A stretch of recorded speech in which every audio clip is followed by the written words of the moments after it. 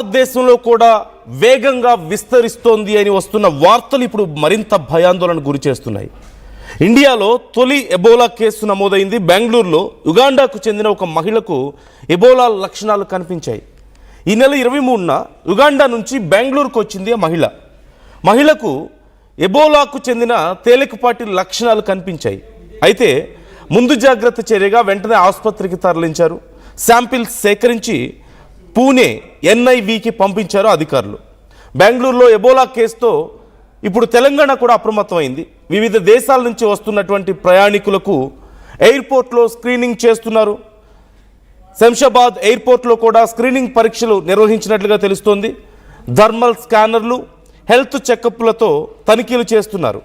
గాంధీ ఆసుపత్రిలో ప్రత్యేక వార్డులు ఏర్పాటు చేస్తున్నారు.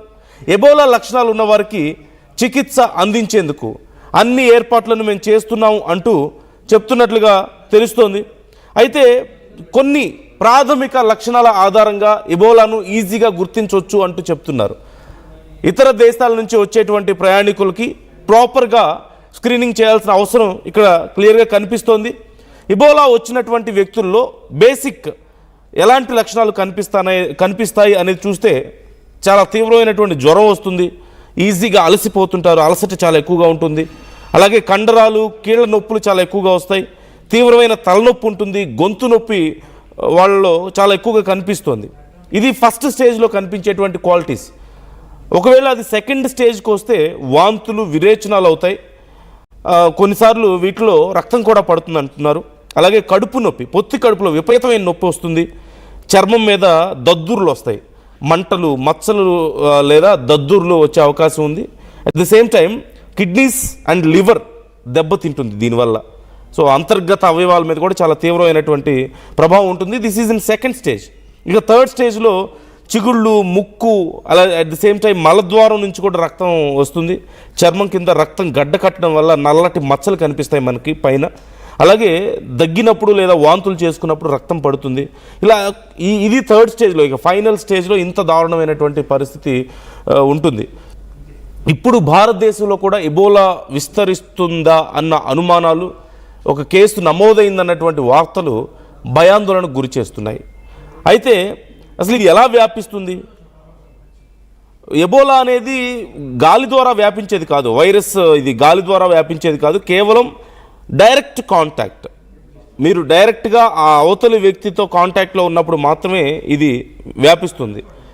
జనరల్గా అడవి జంతువుల నుంచి ముఖ్యంగా చూస్తే ఫ్రూట్ బ్యాట్స్ అనేటువంటి కొన్ని గబ్బిలాలు, కోతులు, చింపాంజీలు వాటి రక్తం, లాలాజలం లేదంటే వాటి మాంసాన్ని తాకడం ద్వారా కూడా ఇది మనుషులకి సోకుతుంది అంటున్నారు.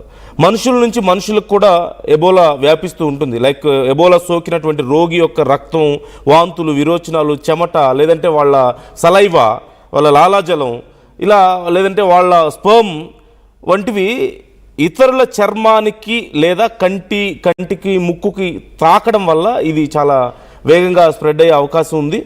అలాగే వస్తువులు కూడా, వాడిన బాధితులు వాడినటువంటి బట్టలు, పరుపులు, సూదులు తాకడం వల్ల కూడా ఇది వస్తుందని చెప్తున్నారు.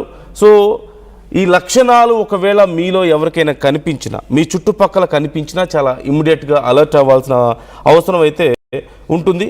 RT-PCR పరీక్ష ద్వారా దీన్ని నిర్ధారించుకోవడానికి అవకాశం ఉంది అంటున్నారు. మనం గతంలో కరోనా టైంలో కూడా ఇలాంటి పరీక్షలే మనం చూసాం. అయితే దీనికి సమర్థవంతమైనటువంటి వ్యాక్సిన్లు కూడా అందుబాటులో ఉన్నాయి. And at the same time దీని ఇంపాక్ట్ తగ్గించడానికి, దీని తీవ్రతను తగ్గించడానికి మెడిసిన్ కూడా అందుబాటులో ఉంది. ఇప్పుడు యుగాండా నుంచి వచ్చినటువంటి ఒక ప్రయాణికురాలకి ఈ ఎబోలా సోకిందన్నటువంటి వార్తలు సంచలనం రేపాయి. ఇమీడియట్గా ఎయిర్పోర్ట్లో కూడా దీనికి సంబంధించి స్క్రీనింగ్ చేస్తున్నట్లుగా తెలుస్తోంది. టెస్టులకు రెడీగా ఉన్నారని, అలాగే ప్రభుత్వాలు కూడా అలర్ట్ అవ్వాల్సిన అవసరం ఉంది అని చెప్తున్నారు. మరికొంత సమాచారం ప్రకారం చూస్తే ఇప్పటికే మరికొన్ని కేసులు ఉన్నాయని, కానీ అవి బయటపడలేదు, ప్రాపర్గా బయటపడడానికి కొంత సమయం పడుతుంది అంటుంటే, మరికొంతమంది నిపుణులు మాత్రం దీనికి సంబంధించి తమ దగ్గరకు ఇంకా కేసులు రాలేదు అని చెప్తున్నారు. సో జాగ్రత్తగా ఉండాల్సిన అవసరం అయితే ఖచ్చితంగా ఉంది. మరీ ముఖ్యంగా ఇతర దేశాల నుంచి వచ్చినటువంటి ప్రయాణికులకి దూరంగా ఉండండి. ఒకవేళ వీటిలో ఏవైనా లక్షణాలు కనిపించాయా, వాళ్ళకి ఫీవర్ కానీ, లేదంటే సివియర్ హెడేక్, గొంతు నొప్పి, లేదంటే విపరీతమైన చెమట రావడం, అలసట రావడం లాంటి లక్షణాలు, ఇవన్నీ మిక్స్డ్ ఇవన్నీ కనుక ఒకే చోట కనిపిస్తే, ఒక వ్యక్తిలో కనుక కనిపిస్తే బీ కేర్ఫుల్. అతను విదేశాల నుంచి, అతను లేదా ఆమె విదేశాల నుంచి వచ్చిన వాళ్ళైతే ఇంకా కేర్ఫుల్గా ఉండండి. ప్రాపర్గా టెస్ట్ చేయించుకొని నెగిటివ్ అని తేలిన తర్వాత మాత్రమే వాళ్ళకి దగ్గరగా వెళ్ళండి. ఎందుకంటే ఇది గాలి ద్వారా వ్యాపించేది కాదు, కానీ ఒకరి ద్వారా ఒకరికి వ్యాపిస్తుంది ఖచ్చితంగా. టచ్ చేయడం ద్వారా, వాళ్ళకి సంబంధించిన వస్తువులు ముట్టుకోవడం ద్వారా, వాళ్ళతో ఫిజికల్ కాంటాక్ట్ ఏ రకంగా ఉన్నా సరే ఇది వ్యాపించే అవకాశాలు చాలా క్లియర్గా కనిపిస్తున్నాయి. కాకపోతే నంబర్ ఆఫ్ కేసెస్కి సంబంధించి ఇప్పటికీ ఎలాంటి క్లారిటీ లేదు, కానీ లేదని చెప్పడానికి అవకాశం లేదు. పూర్తిగా ఇది పూర్తిగా జీరో అని చెప్పడానికి అవకాశం లేదు. ఇప్పటికిప్పుడు పెద్ద ఎత్తున కేసులు వస్తున్నాయని చెప్పడానికి ఎలాంటి ఎవిడెన్స్ లేదు, కానీ కొంతమందిలో ఈ లక్షణాలు కనిపిస్తున్నాయి. దానికి సంబంధించి పరీక్షలు జరుగుతున్నాయంటూ తెలుస్తోంది. కాబట్టి మీరు కూడా ఈ విషయంలో కేర్ఫుల్గా ఉండాల్సిన అవసరం అయితే ఉంది. ఒకానొక సమయంలో ఆఫ్రికా దేశాల్లో ఎబోలా వైరస్ వల్ల కొన్ని వేల మంది ప్రాణాలు కోల్పోయారు. ఆ దేశాలని అతలాకుతలం చేసేసింది ఈ వైరస్. ఆర్థికంగా తీవ్రంగా దెబ్బతీసింది. చాలామంది ఈ వైరస్కి భయపడి ఇతర దేశాలకు వెళ్ళిపోయిన వాళ్ళు కూడా ఉన్నారు. ఆ దేశం విడిచి అంత దారుణంగా ఆ దేశాలని ఛిద్రం చేసేసింది.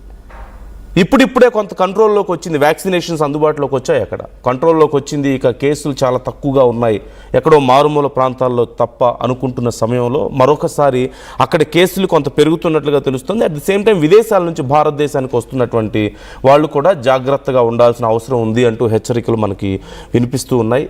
దీనికి సంబంధించి మీకు ఏదైనా సమాచారం ఉందా? మీకు తెలిసిన వాళ్ళు ఎవరికైనా ఒకవేళ ఇలాంటి క్వాలిటీస్ ఏమైనా కనిపించినా సరే try to let us know. మాకు సమాచారం ఇచ్చే ప్రయత్నం చేయండి. మాతో మీ అభిప్రాయాల్ని, మీ దగ్గర ఉన్నటువంటి సమాచారాన్ని కూడా షేర్ చేసుకునే ప్రయత్నం చేయండి. And at the same time ఈ అంశానికి సంబంధించి ఎప్పటికప్పుడు అప్డేట్స్ RTV మీకు అందిస్తూనే ఉంటుంది.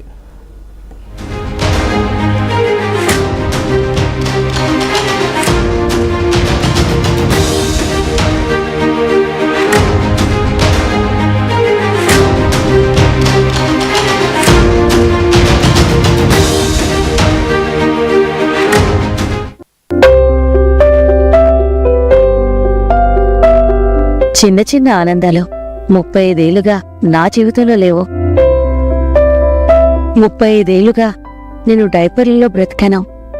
6 సెంటీమీటర్ల ఫిస్టులా నా మూత్రాశయంలో లీక్ కారణమైంది. ఎవరూ నాకు సహాయం చేయలేకపోయారు. AINUలో వైద్యులను కలిసే వరకు. అక్కడ వారు రోబోటిక్ శస్త్రచికిత్సతో నాకు పరిష్కారం ఇచ్చారు. వారు నా ఆత్మవిశ్వాసాన్ని కూడా తిరిగిచ్చారు. Precision care makes it possible. The Center for Robotic Surgery at AINU.